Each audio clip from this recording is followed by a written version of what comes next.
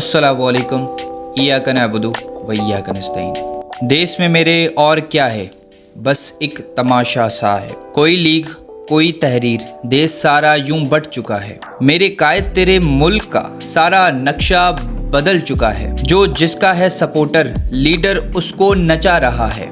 मेरे मौला आबाद रखना चिश्ती, बस यही दुआ है। सो आज की सूरत हाल जानेंगे इलेक्शन कमीशन की।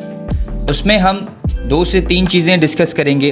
गवर्नमेंट कैसे बनती है, इलेक्शन कमीशन का रिज़ल्ट कैसे आता है, और इसके अलावा कैसे क्लेम किया जाता है कि किसी भी पार्टी का कि किसने ज़्यादा वोट लिए और किसने कम वोट लिए। और लास्टली थोड़ा बहुत एनालाइज करेंगे कि करंट पॉलिटिकल गवर्नमेंट क्या बनने जा रही है और कौन सी गवर्नमेंट बनाएगी पार्टी। सो सबसे पहले ये जानते हैं कि कौमी असेंबली क्या होती है। जब भी हम इलेक्शन जीतते हैं, कोई भी इलेक्शन जीतता है, तो उसको सबसे पहले ज़्यादा से ज़्यादा नशिस्तें हासिल करनी पड़ती हैं कौमी असेंबली में, जिसकी जो टोटल सीट्स होती हैं वो 266 होती हैं।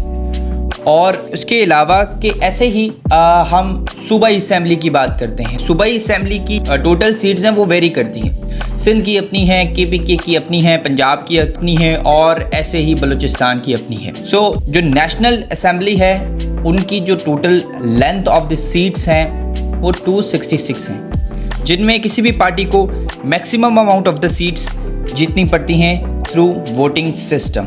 उसके बाद हमने कहा था कि रिज़ल्ट कैसे आते हैं वो जानते हैं। जो मासेस हैं, जो आवाम है, उनको वोट डालने पड़ते हैं, फिर वो वोट काउंट होते हैं, और फिर एक फॉर्म जारी होता है जिसको कहते हैं फॉर्म 45।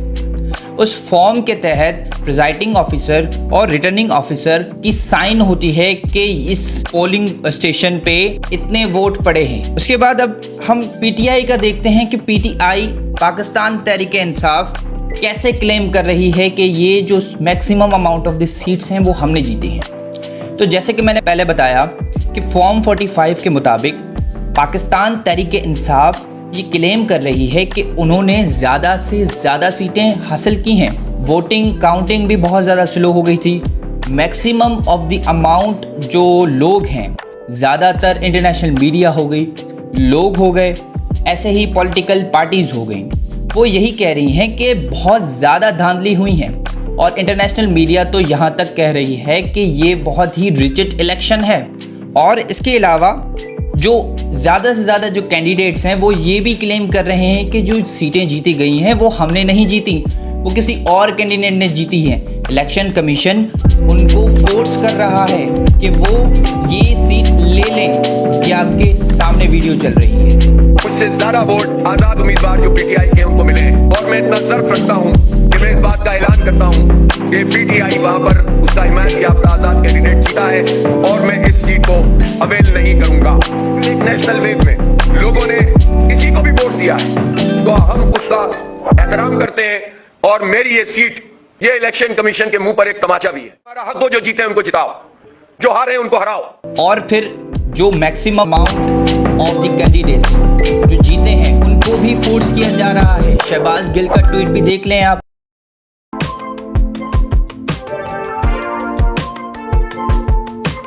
और अब थोड़ा बहुत एनालिसिस करते हैं कि कौन गवर्नमेंट बनाएगा, कौन इस पाकिस्तान को संभाल सकता है। जो ज़्यादातर नाम आ रहे हैं, जो मीटिंग्स हो रही हैं, जो न्यूज़ पे हम सुन रहे हैं, वो सबसे पहले सुन रहे हैं जो PMLN है, पीपल्स पार्टी है, और JUI है, वो साथ में मिलके एक गवर्नमेंट बनाने जा रही है। जैसे कि मैंने पहले बताया, किसी भी पार्टी को maximum amount of the seats जीतनी पड़ती हैं, सिर्फ वो ही गवर्नमेंट बना सकता है। और ऐसे ही ऐसा भी हो सकता है कि अगर कोई पार्टी किसी एक पार्टी ने maximum of the amount seats जीत ली, लेकिन वहाँ पे 4-5 पार्टियाँ मिल के अगर एक पार्टी बनाए तो वो ही ज़्यादा सीटें हासिल कर सकती हैं, क्योंकि उनके पास ज़्यादा सीटें होगी ऑफ कोर्स, तो वो गवर्नमेंट बनाएंगे।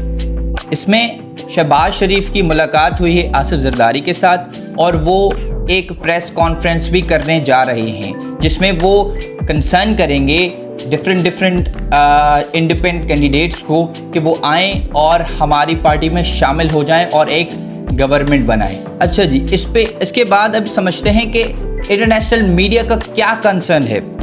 यूनाइटेड स्टेट का कंसर्न ये है कि वो कह रहा है कि हर फर्द को आज़ादी है कि वो अपने उम्मीदवार को चुन सकता है, और वो उन्होंने ये भी कहा कि आने वाली कोई भी गवर्नमेंट होगी हम उनके साथ एक अच्छे ताल्लुकात रखेंगे।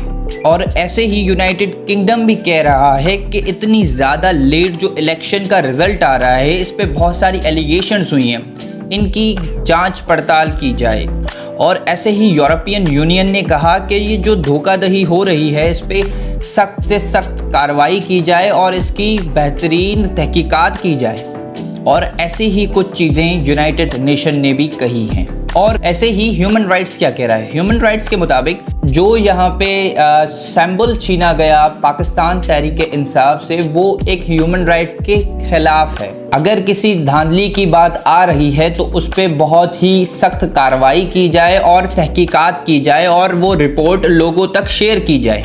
आज की डेटा के हिसाब से कोई भी कैलकुलेशन देना नामुनासिब होगा, क्योंकि ऑफिशियल रिपोर्ट्स अभी तक नहीं आई। अगर आ भी गई हैं तो उन पे एलिगेशंस लगी हैं, कोर्ट में उनके खिलाफ केसेस चल रहे हैं। तो ऑफिशियल रिपोर्ट करंटली हम ये नहीं कह सकते आ चुकी हैं, क्योंकि बहुत सारे कैंडिडेट्स क्लेम कर रहे हैं कि हमारी सीट नहीं है। बहुत से कैंडिडेट्स ये क्लेम कर रही हैं कि ये सीट्स हमारी हैं। अभी तक ये पता नहीं चल रहा किस पार्टी ने कितनी ज़्यादा सीट्स हासिल की हैं और किस पार्टी ने कितनी कम। और क्लेम किया जा रहा है कि बहुत ही भारी मिकदार में धांधली हुई है। इंटरनेशनल मीडिया भी ज़्यादा से ज़्यादा एम्फसाइज कर रहा है कि जल्द से जल्द रिपोर्ट्स सामने लाई जाएं लोगों तक और लोगों के हकूक़ की पासदारी की जाए। सो आज के लिए सिर्फ इतना ही। मिलते हैं आपसे अगली वीडियो में किसी अगली वीडियो का तबसरा करते हुए। तब तक के लिए मुझे दें इजाज़त। वीडियो को लाइक, सब्सक्राइब और शेयर ज़रूर कर दीजिएगा। अल्लाह हाफ़िज़।